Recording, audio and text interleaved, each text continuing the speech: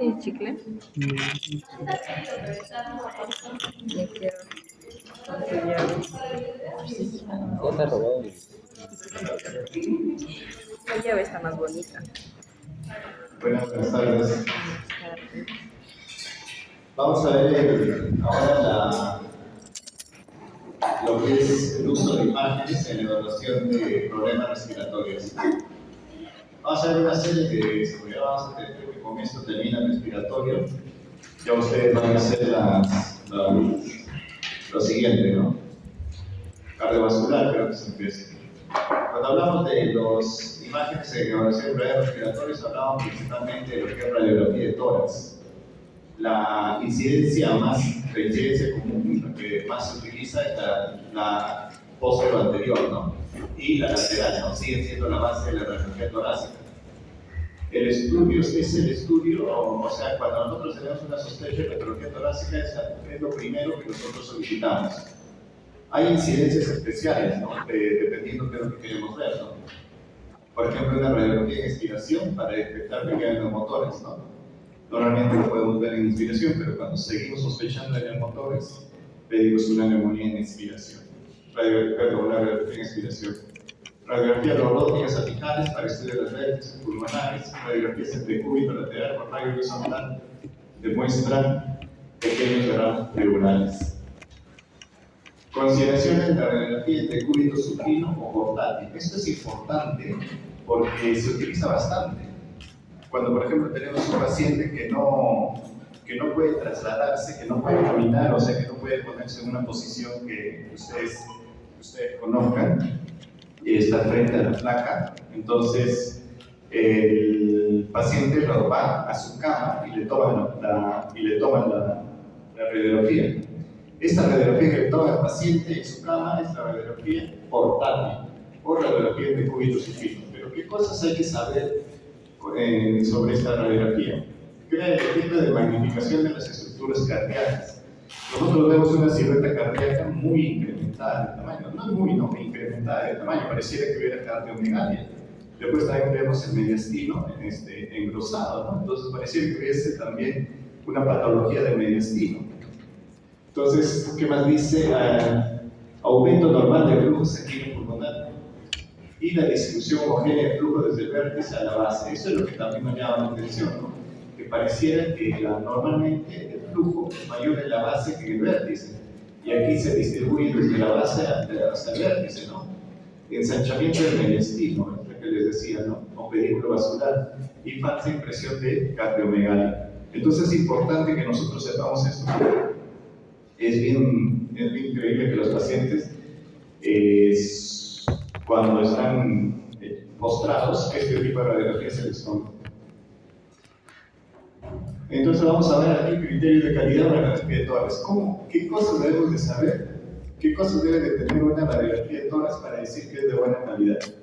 Aparte de lo que se ve en las imágenes, ¿no? Nos dice que los extremos internos de las clavículas deben estar a la misma distancia de las apófisis espinosas, o sea, tienen que estar equilibrados. Visualizar por lo menos hasta el sexto arco costal anterior por encima de las cúpulas diafragmáticas, ya hasta el sexto arco costal.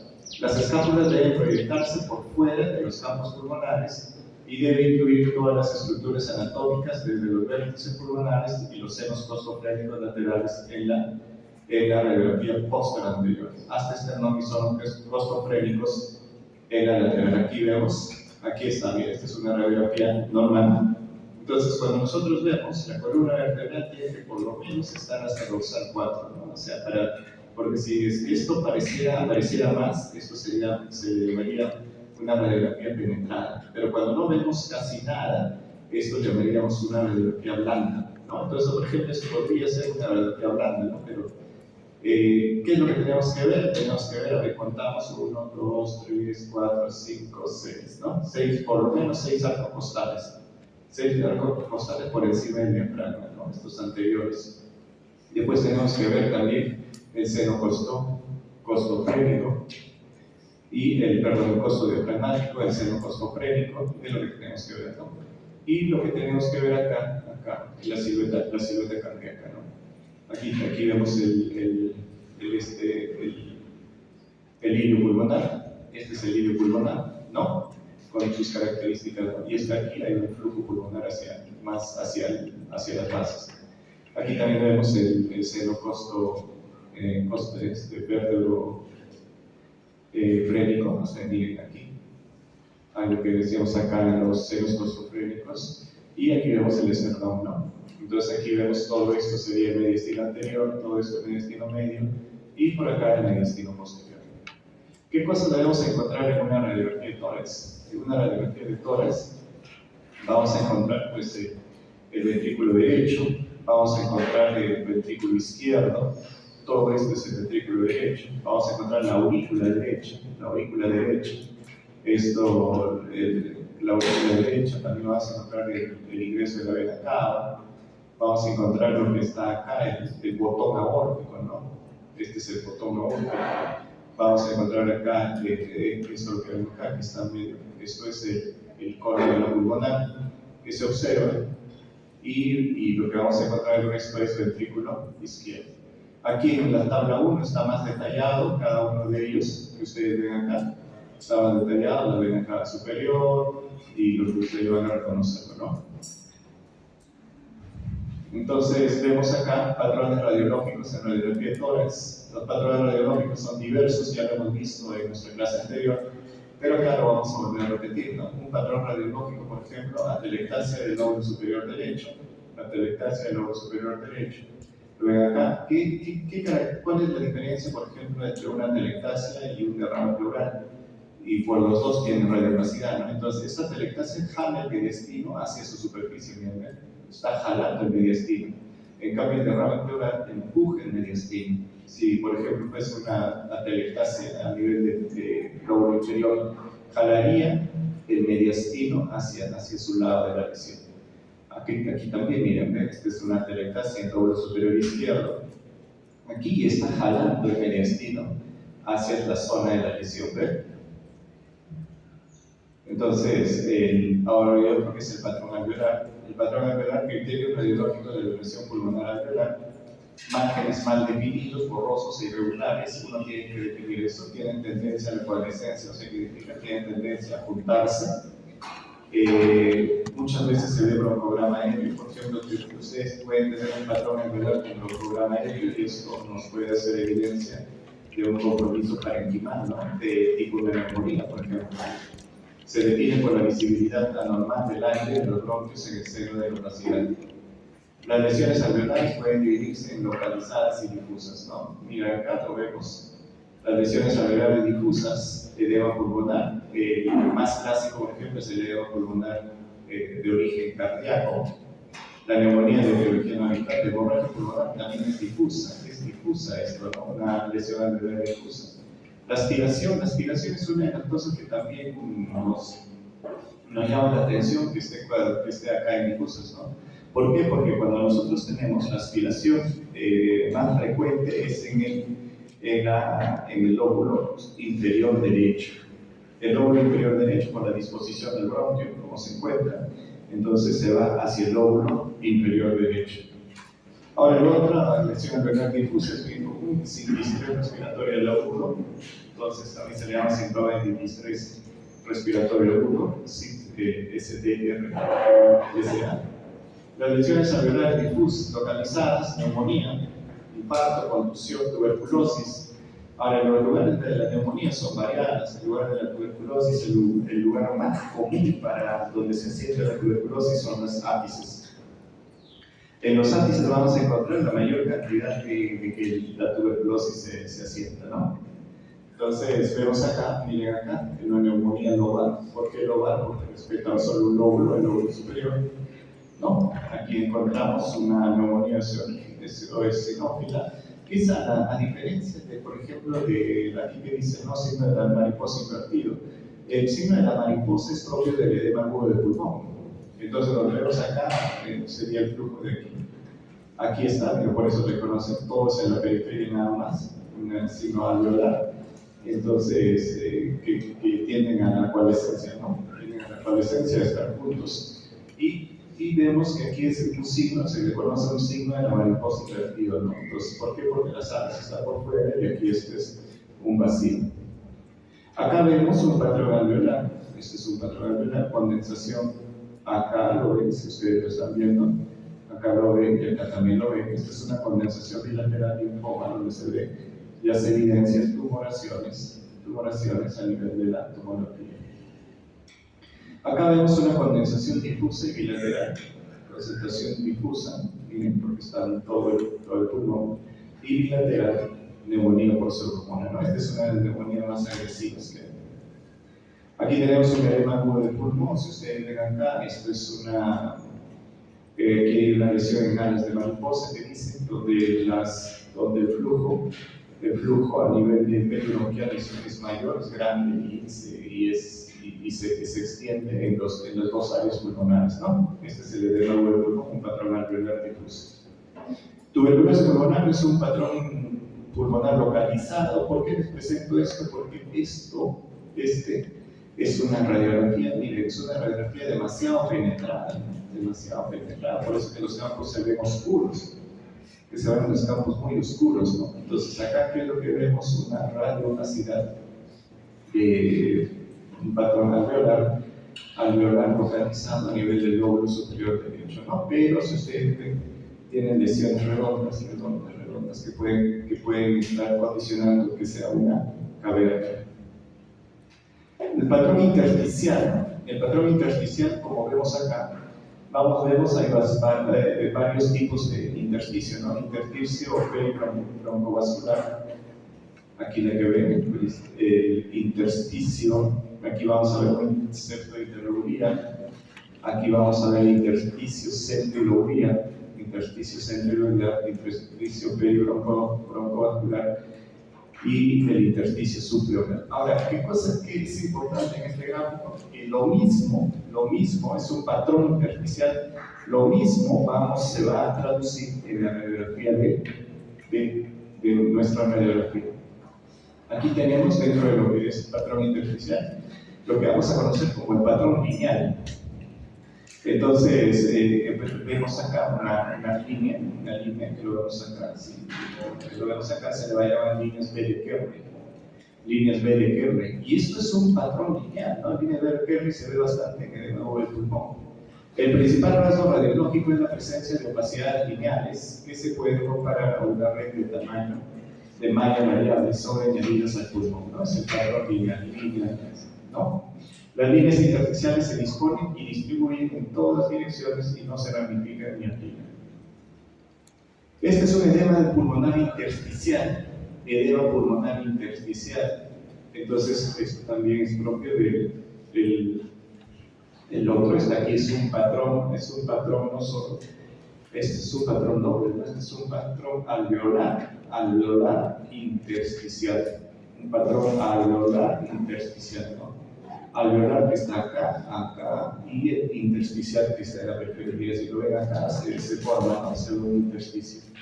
Y esto lo vemos pues, bastante en pacientes con insuficiencia cardíaca que hacen edema agudo del pulmón, ¿no? Entonces se ve, acá también vemos acá, si ustedes ven, esto debería de ser clarito. O sea, clarito, ¿no? Sí, pero lo que ustedes ven acá, miren esto. Lo que está acá ese es el patrón. Esto es un flujo, ¿no? Lo normal que deberíamos de tener es buena cantidad de sangre a este nivel, ¿no? Pero cuando sube a este nivel ya estamos encontrando que es un patrón digamos, en ápice. La linfangitis carcinomatosa, patrón lineal difuso y extenso en campo pulmonar izquierdo, ¿no? Lo que vemos acá es un patrón intersticial difuso, ¿no? Y extenso en el campo pulmonar izquierdo, que es lo que estamos aquí, la linfangitis carcinomatosa. ¿Qué es la linfangitis carcinomatosa? Es cuando hay metástasis pulmonar en el pulmón, digamos, como una instalación intersticial. Aquí está el patrón regular, si se ven, mira, es un patrón regular fino. Se produce cuando se acumulan lesiones más o menos esféricas dentro del intersticio. Las causas del patrón regular son múltiples: enfermedades granulomatosas, tuberculosis. Esto, por ejemplo, puede corresponder a una tuberculosis miliar, una TBC miliar. ¿no? Se ve una TBC milia, una milia se llama así, diseminación hematógena en tumores malignos, muy diferente a lo que se ve en la linfangitis, ¿no? Carcinomatosa. Aquí se ve el patrón nodular. Aquí vemos una tuberculosis miliar, aquí lo ven, aquí ven, un patrón micronodular. Este es un patrón micronodular, entre 2 a 4 milímetros, con diámetro uniforme y de bordes nítidos, ¿no? Este es lo que le llamamos la tuberculosis miliar. El patrón mixto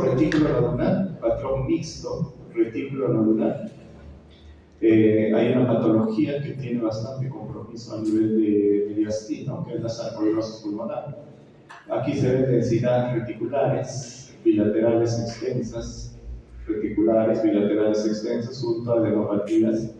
junto a adenopatías iliares simétricas. Patrón en panal de abejas, miren lo que está acá. Este es un patrón en panal de abejas, aquí este es un panal de abejas, y este es un patrón en panal de abejas, como están viendo. Entonces, todos lo que hemos visto son qué cosas importantes que debemos destacar. Es qué tipos de incidencia vamos a pedir de acuerdo a lo que queremos, ¿no? Lo normal es una teleradiografía. ¿Qué es una teleradiografía? Es una distancia de 2 metros en que la persona se quita la camisa y pues pone el hombro en el chasis, ¿no? Donde se va a tomar la radiografía de todo eso. Perfecto, ¿no? Entonces, en inspiración, generalmente sin inspiración, ya, esto es, y la incidencia es postero-anterior. La incidencia postero-anterior, vamos a ver que las clavículas están de esta forma, ¿no? De esta forma están las clavículas. ¿Ya? Sí. Entonces tiene que haber una distancia entre clavícula y clavícula que sea la misma, no puede estar así, digamos, ¿no? Entonces eso es lo que nosotros vemos en la incidencia postero-anterior. Ahora, lo que sí, otra cosa importante, que nosotros cada vez que leamos una radiografía, y vamos a leer de la parte periférica, que son por ejemplo, el tejido celular subcutáneo, que está por fuera, y el tejido celular subcutáneo y todas esas cosas. Y de ahí pasamos recién hacia adentro, ¿no? Y dentro vemos, por ejemplo, primero parénquima pulmonar. Primero vemos lesiones, buscamos lesiones en tejido celular subcutáneo y luego en hueso. Por eso vemos cómo están las costillas. Luego buscamos lesiones en el parénquima. Luego buscamos lesiones en la ciruela capilar. ¿Ya? Entonces, en ese orden vamos a seguir. Tiene que ser siempre, ¿no? Ahora es importante que nosotros debamos conocer las incidencias, ¿no? Por ejemplo, una que lo he destacado varias veces es la incidencia en expiraciones. Cuando yo sospecho de un neumotórax pequeñito, entonces ahí se tiene que ver, ¿no? Ya, entonces es una incidencia. Ahora cuando se le toman los pacientes de incidencia antero-posterior, pacientes postrados, ¿no? Pacientes postrados, en que la luz entra por la parte anterior del tórax. Entonces, incidencia también tiene lugar de televisión más grande todo, ¿no? Y los patrones que hemos visto. Ahora vamos a ver un poquito de disnea, síncope y edema de origen cardiaco. Nuevamente vemos aplicaciones. Cuando vemos disnea, hablamos de disnea, vamos a hablar de disnea de origen cardiovascular y disnea de origen respiratorio. Creo que ya han hecho disnea de origen respiratorio, ¿no? ¿Sí? ¿Han hecho disnea de origen respiratorio? Claro, ¿no? ¿Sí? Se han hecho, ¿no? Porque ya se acabó respiratorio, ¿no? Han hecho disnea de origen respiratorio. Así que vamos a hacer ahora disnea de origen cardiovascular, porque estamos empezando con esto, todo lo que es semiología cardiovascular.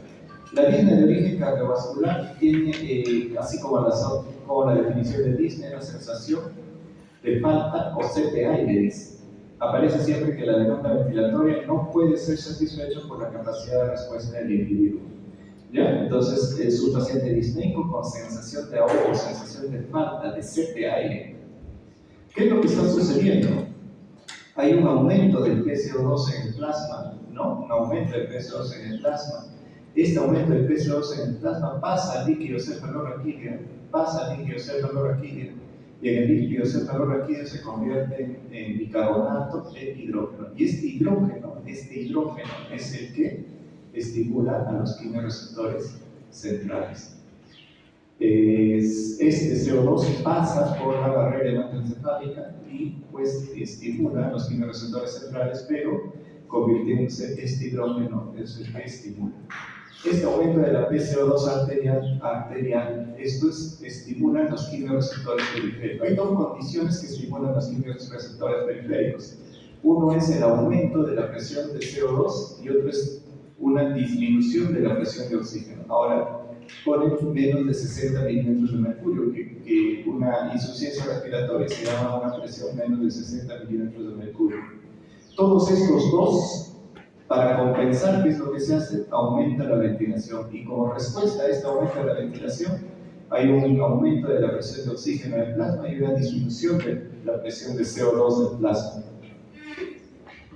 Aquí vamos a ver quimiorreceptores centrales, qué es lo que está pasando. Hemos dicho que aquí está la barrera hematoencefálica, el hidrógeno, el bicarbonato no pasa, pero el que sí está pasando es el CO2, ¿no? El CO2 pasa, se une al agua, se forma bicarbonato más hidrógeno, y este hidrógeno es el que estimula el quimiorreceptor central. En el líquido cefalorraquídeo sucede lo mismo, sale el hidrógeno y estimula al quimiorreceptor central. Entonces, ¿quién estimula la acidez que se está formando? ¿No? Ese es el que va a estimular el quimiorreceptor central para mayor ventilación. ¿Y qué? ¿Cómo inventado? Por aumento del CO2. Los quimiorreceptores periféricos son dos principalmente: el quimiorreceptor periférico del callado de la aorta y el quimiorreceptor que vamos a encontrar en el seno carotídeo. Entonces, en el seno carotídeo vamos a encontrar células tipo 1, el tipo 1, tipo 2, que se llaman células de globos tipo 1, ¿no? Y el otro las células sustentaculares, que son las del tipo 2. Células tipo 1 se les conoce como globos, que son estos, y células sustentaculares, que estas amarillitas que se ven acá, son las del tipo 2. ¿Cuál es el que está relacionado? Con lo que es el aumento de la ventilación de los quimiorreceptores? Es el globus tipo 1. Entonces, ¿qué sensa esto? Sensa más disminución de la presión de oxígeno más que del CO2, ¿no? CO2 más en el sistema nervioso central. Entonces, aquí vemos el seno carotídeo, donde están los nervios aferentes, ¿no? Principalmente el noveno valcraneo. Los quimiorreceptores periféricos responden a caída de la presión de oxígeno, aumento de la presión de CO2, concentración de hidrógenos, o sea, disminución, acidez. La acidez también estimula a los quimiorreceptores periféricos. Así como hemos dicho que la acidez estimulaba a los quimiorreceptores centrales, la acidez también estimula a los quimiorreceptores periféricos. Y la caída de la perfusión, ¿no? Eso sí, es que la caída de la perfusión mucho más está relacionado con lo que es la presión arterial. Acá tenemos el mecanismo de acción de los quimiorreceptores periféricos. Miren lo que sucede. Hay una disminución de la presión de oxígeno, un aumento de la presión de CO2, sucede lo mismo.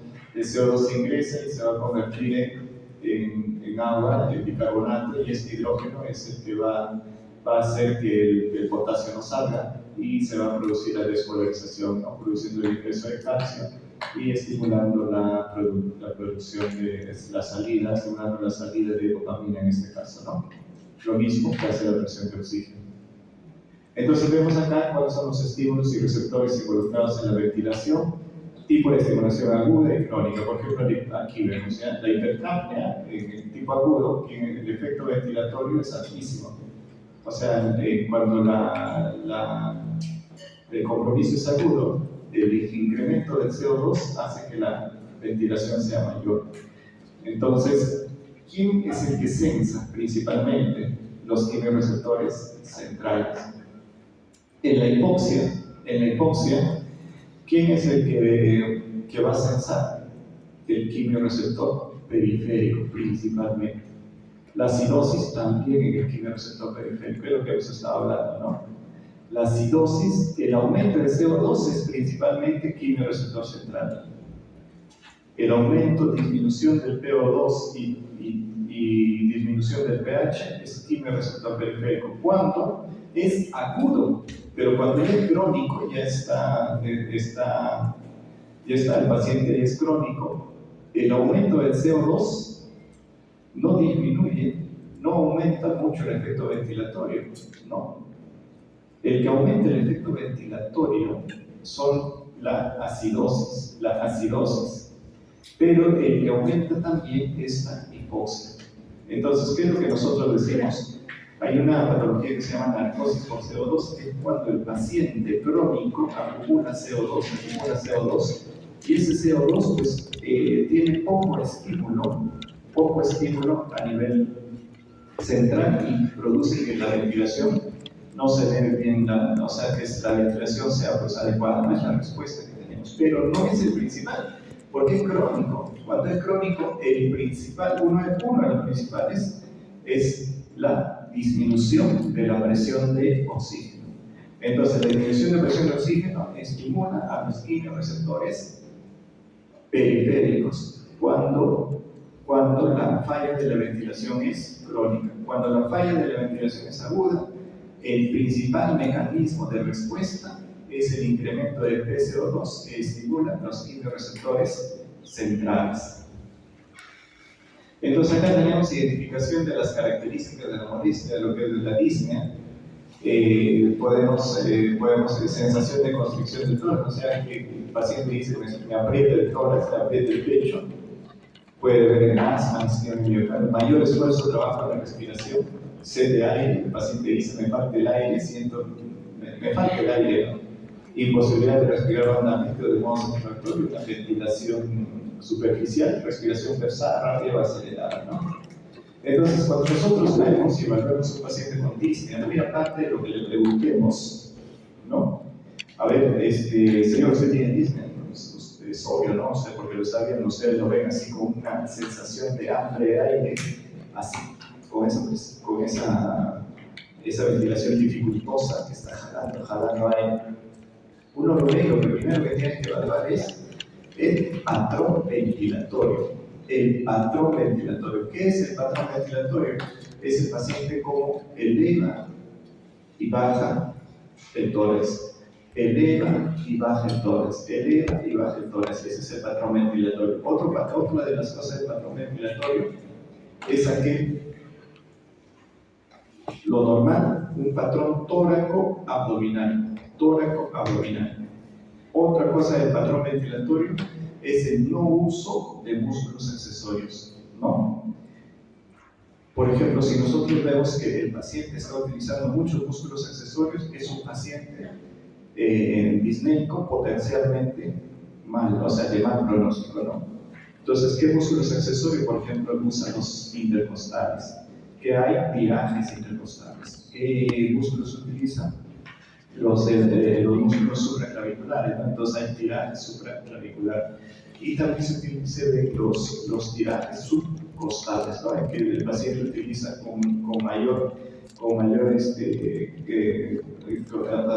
mayormente los músculos abdominales. Entonces esa disociación que existe, por ejemplo, lo normal es tóraco abdominal, pero usted ve una abdominotorácica, es un paciente que potencialmente puede hacer una parada respiratoria. ¿Por qué sucede el uso de músculos accesorios? Porque el paciente se ha llegado a agotar. Se agota sus músculos. Así como nosotros los hacemos corriendo, los músculos también se agotan. ¿Cómo evaluamos disnea? Por la escala de Borg, podemos hablar aquí sin falta de aire, reposo, y cuando el esfuerzo es máximo, muy severa, ¿no? La disnea. Pero esto, digamos así, en la disnea cardíaca, la alternativa para esta escala de Borg es evaluar las actividades que puede realizar la persona, ¿no? Le preguntamos, ¿usted cuando camina, usted cuando se viste, está disneico? No, sí. Entonces, ¿qué le preguntamos? ¿En qué momento se hace llegar a sentir la discapacidad, no?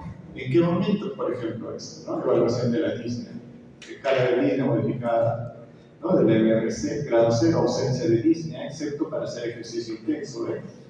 Grado 1, disnea al andar deprisa o subir una pequeña cuesta. Grado 2, incapacidad de mantener el paso de otras personas de la misma edad. Un grado 3, necesidad de parar a descansar al andar unos 100 metros.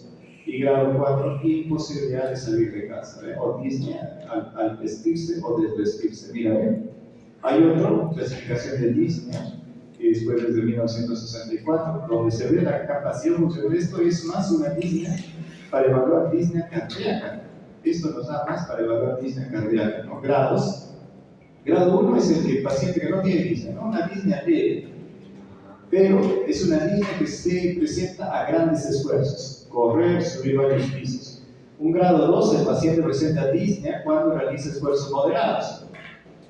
Un grado 3, cuando realiza esfuerzos ligeros. Entonces, el esfuerzo moderado es ligero. Y el grado 4 es el paciente que ustedes lo ven en reposo y disneico, ¿no? Ese es un grado 4, ese es un grado extremo, ese es un grado que el paciente ya no tolera ni siquiera moverse, ¿no? Ese ya es un grado 4. Grado 1, le hacen correr, recién presenta disnea, esfuerzos grandes. Esfuerzos moderados, grado 2. Esfuerzos leves, discretos, grado 3. Sin esfuerzo, grado 4. Tipos de respiración que evaluamos en la disnea: la respiración de Cheyne-Stokes, la respiración de Kussmaul, la respiración de Biot y la apnea del sueño. ¿Qué es la respiración de Cheyne-Stokes? Es cuando vemos apneas de 10 a 30 segundos. Apneas de 10 a 30 segundos.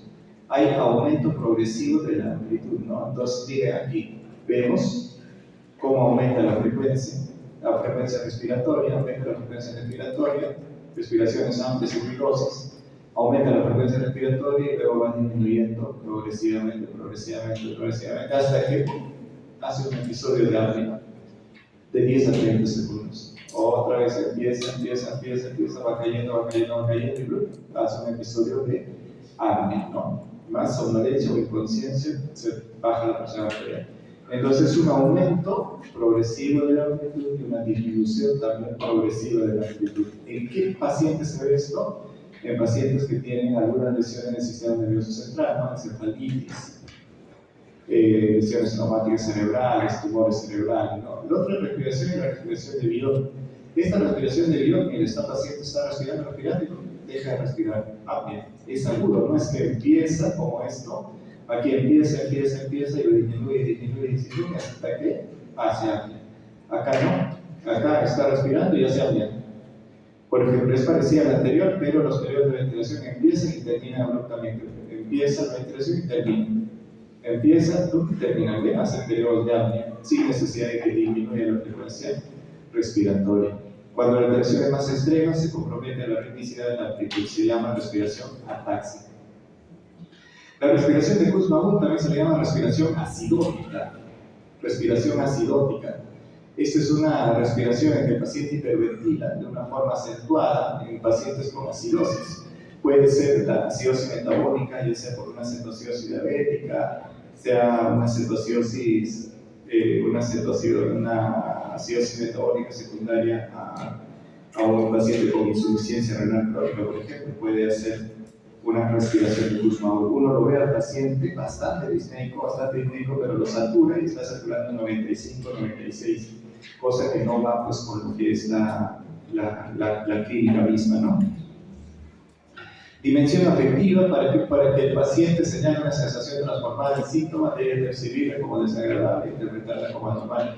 En la dimensión afectiva es el paciente que se siente pues definitivamente mal, ¿no? Definitivamente mal. Es el paciente que ustedes le encuentran que el paciente que no tolere, por ejemplo, el caminar, obviamente no es un paciente que está feliz porque no tolera el caminar, ¿no? Entonces su dimensión afectiva es de continuo cuestionamiento. Ahora nos vamos a preguntar si la disnea es respiratoria o la disnea es cardíaca. ¿Qué características vamos a tener de los dos, ¿no? De la disnea respiratoria o de la disnea cardíaca? La disnea respiratoria, hay de origen respiratorio, por ejemplo, ¿no? Puede ser por alteraciones en el intercambio de gases, el pulmonar y agonías. Puede ser en alteraciones de la bomba, ¿no? El EPOC, el asma, la cicloescoliosis. Puede ser por alteraciones en el centro regulador, ¿no? Las acidosis metabólicas. La disnea cardíaca, hay de bajo gasto, gasto normal y gasto alto. Entonces, todos estos secundarios, ¿a qué? A falla cardíaca. A falla cardíaca. El bajo gasto cardíaco, eso se ve, insuficiencia cardíaca, eso también podemos ver, gasto normal y alto, falla cardíaca.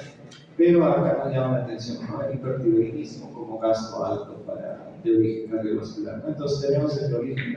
¿Cómo lo diferenciamos? Vamos a ver que la disnea, vamos a encontrar dos tipos de disnea, ¿no? Una disnea de esfuerzo y una disnea de reposo. La disnea de esfuerzo, dependiendo del tipo de actividad, hemos comentado, ¿no? Y la disnea de reposo es continua o es paroxística, o sea, continua, que el paciente continuamente esté con disnea. Y paroxística es que el paciente empieza con disnea y ¡plum!, desaparece. Empieza con disnea y desaparece. La disnea paroxística es la que aparece y desaparece rápidamente, la crisis hipertensiva, infarto de miocardio, fibrilación auricular, estenosis mitral. Esto puede ser una disnea paroxística, ¿no? Una disnea rápida, una disnea que aparece y abruptamente desaparece. Entonces aquí hay dos cuestiones. Por ejemplo, esta es una disnea cardíaca. El paciente no tolera el decúbito, el paciente se tiene que encontrar sentado. Esto se llama ortopnea. El paciente permanece sentado para poder respirar, porque cuando el paciente se le pone el decúbito, comienza a tener disnea. El origen respiratorio, miren, la disnea disminuye al estar en decúbito supino. El paciente está tranquilo, ¿no? No, está el paciente tranquilo. Esto se llama platipnea. Hay otros términos: ortodesoxia, trepopnea, descenso de la presión de oxígeno en más de 10 milímetros. Cuando el paciente se para, y trepopnea, descanso en decúbito lateral, puede tener origen respiratorio, ¿no? Entonces la trepopnea es el paciente que nos ponemos decúbito lateral para mejorar su ventilación. Por ejemplo, los pacientes que tienen derrame pleural, ¿qué es lo que hacen? Se ponen para mejorar su ventilación, o sea, para no tener disnea, se ponen el decúbito lateral en el lugar de la lesión. Por ejemplo, si el derrame es lado izquierdo, se pone decúbito lateral izquierdo. Entonces el agua pues cae y mejora la ventilación. Porque si se pusiese el decúbito lateral derecho estando en el derrame en el lado izquierdo, ¿qué es lo que hace? Va a empezar a tener mucho mayor disnea. Entonces aquí hablamos del algoritmo para evaluar al paciente disneico. Podemos encontrar qué tipo de carácter, ¿no? La sensación de falta de aire agudo, cambios con las posiciones, la exploración física. El paciente termina en racional, así no pone su nombre, no termina ya. Señor, ¿dónde estamos? En el hospital, pero no termina racional, ¿no? ¿Cómo se llama usted? Su nombre y apellido no termina. El uso de músculos accesorios es lo que yo les decía, ¿no? Pueden ser músculos intercostales, pueden ser supraclaviculares o pueden ser subcostales, ¿no? Entonces, vamos viendo eso. Los signos vitales, taquipnea, frecuencia respiratoria, pulso paradójico, signos de desaturación en la simetría. En el tórax podemos encontrar el paciente disneico, podemos encontrar con sibilantes, estertores, por ejemplo, créditos, puede haber roncos, movilización de secreciones o apagamiento del ruido de la respiración. En casos, el apagamiento completo del ruido de la respiración, por ejemplo, en casos de asma severa. El asma severa me apaga los ruidos de la respiración. El paciente, el tórax es un tórax silencioso. Entonces es un tórax cerradísimo, es un tórax cerrado, es un tórax silencioso, ¿no? Tórax silente se le dice. Es cuando el asma es severa, un asma severo. Después vemos también la radiografía de tórax, hablamos de la siluetasis, hay evidencia de fallo cardíaco, ¿no? Y de aquí, cuando hay evidencia de fallo cardíaca, sospechamos de qué características tiene esa fallo cardíaca, ¿no? De gasto bajo, de gasto normal o de gasto alto. ¿Ya? Y de aquí podemos hacerlo. Cuando tenemos el gasto bajo, hacemos un electro y un ecocardiograma para evaluar la función del ventrículo izquierdo. Y lo que, como decimos, de gasto bajo es aquel que la fracción de eyección nos da menor de 40%. 40% es el límite para definir el gasto bajo. Entonces el gasto alto es por encima de eso, ¿no? Sospechar gasto cardíaco alto cuando hay anemia, por ejemplo, ¿no? Cuando hay anemia o cuando hay hipertiroidismo, se sospecha de gasto cardíaco, de falla cardíaca o disnea cardíaca por falla cardíaca con gasto cardíaco alto. Descansamos un ratito y vamos a ver, nos faltan dos temas, síncope y palpitaciones. Vean eso en la cara, por favor. Porque me cae de